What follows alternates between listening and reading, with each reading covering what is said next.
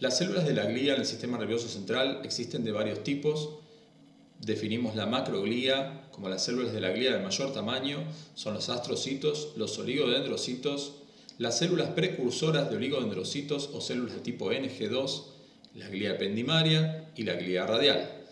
La microglía, por otro lado, son los microgliocitos. Estamos hablando del sistema nervioso central. En el sistema nervioso periférico existen las células de Schwann, las células capsulares o anficitos, las células satélite y las células de la enteroglía que existen en el tubo digestivo. En otros tejidos existen, por ejemplo, los pituicitos, que son típicos de la hipófisis.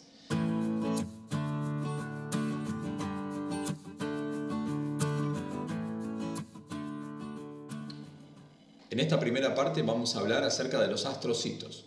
Los astrocitos tienen esta forma estrellada, de células estrelladas, y son típicos tanto de la sustancia gris como de la sustancia blanca. En la sustancia gris, sus somas son un poco más grandes, sus prolongaciones más pequeñas y tienen una forma estrellada, mientras que en la sustancia blanca, estos astrocitos se acomodan entre los axones que circulan por la sustancia blanca, produciendo esta morfología fibrilar y alargada más típica de los astrocitos de la sustancia blanca. Las funciones de los astrocitos son varias y se han descubierto muchas, especialmente en los últimos años. El sostén anatómico y metabólico a las neuronas es una de las funciones más importantes de los astrocitos. También forman parte de la barrera hematoencefálica, dan sostén funcional a las neuronas y a las sinapsis químicas, fundamentalmente recaptando los neurotransmisores que escapan de la sinapsis. Responden también al daño agudo o crónico del sistema nervioso con una gliosis reactiva y a veces la formación de una cicatriz glial que rodea a las lesiones.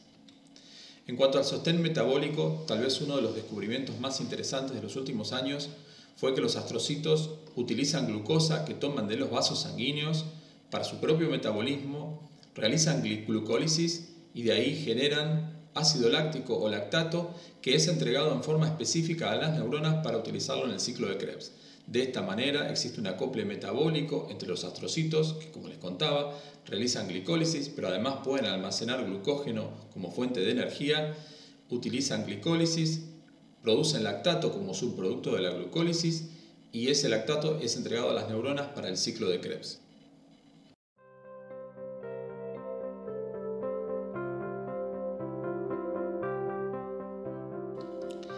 La barrera hematoencefálica es otra función fundamental de los astrocitos. Los pies chupadores de los astrocitos o pies terminales de los astrocitos forman parte de la barrera hematoencefálica. Acá ustedes pueden ver que los componentes de la barrera hematoencefálica son varios. El endotelio de los capilares continuos del sistema nervioso central, luego tienen la membrana basal del capilar y finalmente el pie chupador o pie terminal de los astrocitos.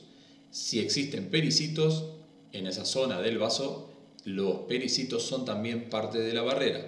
Esta barrera tiene una función fundamental en producir la permeabilidad selectiva de las moléculas en el sistema nervioso central.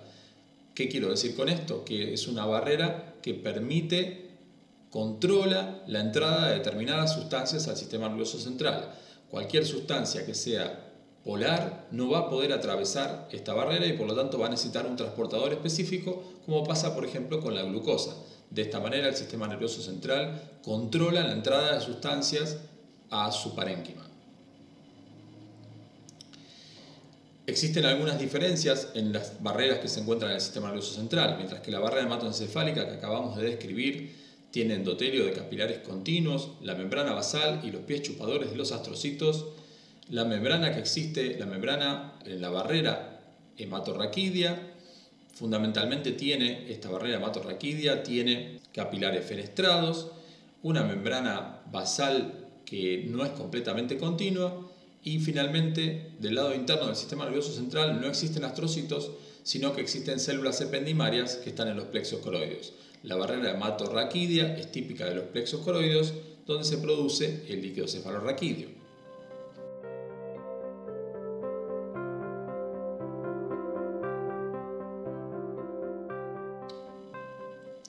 Los astrocitos, volviendo a los astrocitos pueden ser detectados de diferentes maneras, a través de técnicas especiales, ya que la técnica de Nissl solo permite ver el núcleo de estos astrocitos. Los astrocitos, como yo les contaba, tienen un citoplasma extremadamente estrellado, lo pueden ver por técnicas de inmunohistoquímicas, por técnicas de tipo oro sublimado de Cajal, que también permiten ver muy bien estos astrocitos.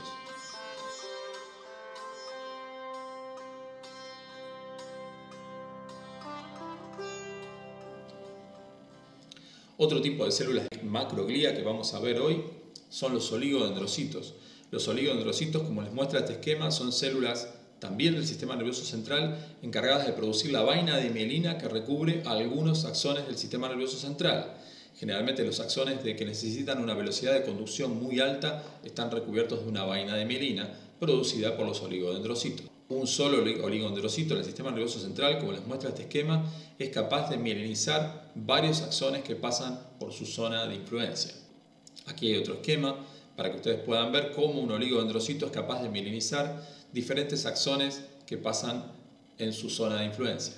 Acá tienen algunas imágenes de microscopía electrónica donde se observan los oligodendrocitos mielinizando, o cortes también de microscopía electrónica pero ya de transmisión, mostrando cómo estos oligodendrocitos forman estas vainas de mielina. Las vainas de mielina son extremadamente ricas en proteínas poco polares y lípidos, por lo tanto tienden a unir los contrastes de la microscopía electrónica dando estas imágenes oscuras típicas de la mielina. Con la técnica de Nissl, los oligodendrocitos se evidencian generalmente por su cromatina densa y esta posición típica en filas de sus núcleos. Esto ocurre porque los oligodendrocitos se acomodan a lo largo de los axones que mielinizan y por lo tanto tienen tendencia a aparecer en estos trenes de núcleos que son típicos de los oligodendrocitos. Fíjense que la cromatina densa de los oligodendrocitos se diferencia bastante bien de la cromatina laxa de los astrocitos y su núcleo de mayor tamaño.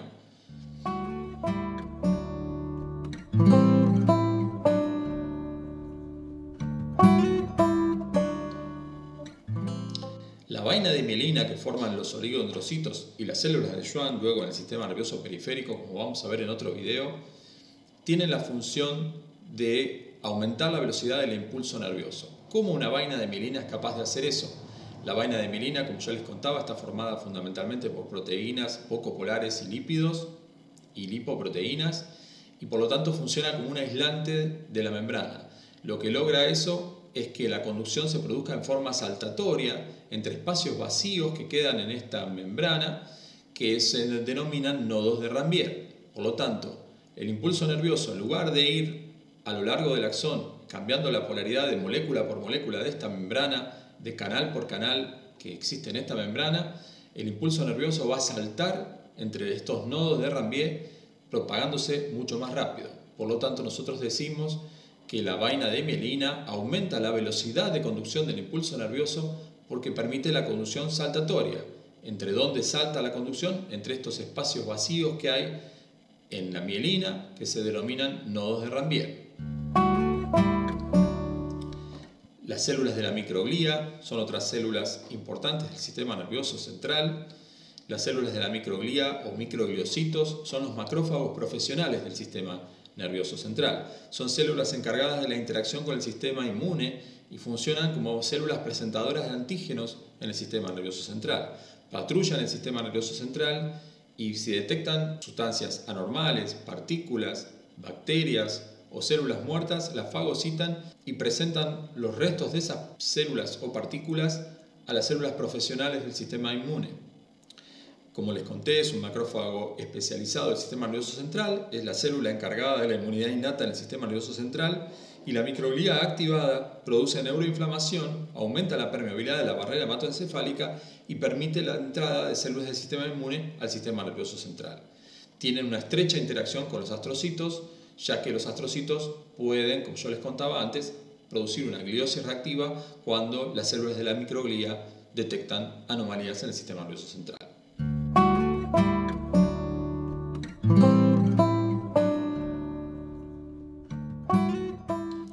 ¿Cómo funcionan estas células en concierto? Este esquema les muestra a ustedes que en los últimos años hemos descrito que existe una unidad neurovascular en el sistema nervioso central, que es una unidad funcional en el sistema nervioso central, donde las neuronas reciben soporte metabólico de los astrocitos contactan las neuronas con los vasos sanguíneos que atraviesan el sistema nervioso central, Los oligodendrocitos mielinizan los axones de estas neuronas y la microglía finalmente patrulla el sistema detectando anomalías. Estas células funcionan todas en concierto y la alteración de cualquiera de estas células, ya sea el endotelio vascular, la microglía, los oligodendrocitos, los astrocitos o las mismas neuronas, produce alteraciones graves en el funcionamiento del sistema nervioso central.